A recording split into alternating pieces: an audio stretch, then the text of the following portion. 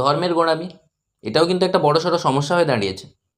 এটা যা বলেছো, মানে গোঁড়ামি তো একদম, এই দেখো ভাইজান, তোমাদের যেমন ঈদ, আমাদের পুজো, আমরা একসঙ্গে মিলেমিশে তোমাদের আমাদের কি, তোমাদের ঈদে আমরা যাব, আমাদের পুজোতে তোমরা আসবে, মিলেমিশে থাকবো আমরা, সবাই সবার কালচারে একদম মিশে যাব।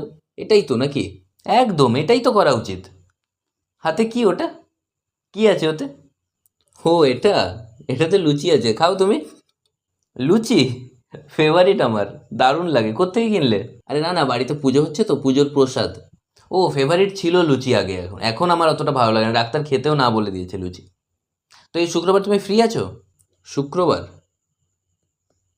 হ্যাঁ শুক্রবার ফ্রি। বাহ, তাহলে চলে আসবে আমাদের পাড়াতে মসজিদের কাছে, আমাদের ওখানে একটা ধর্মীয় অনুষ্ঠান আছে, খাওয়া দাওয়া হবে। ও, ও হো, আরে শুক্রবার তো আমি বিজি থাকবো। একটু আগে যে বললে ফ্রি তুমি। হ্যাঁ তখন তো জানতাম না না তোমাদের ধর্মীয় অনুষ্ঠান আছে বলে।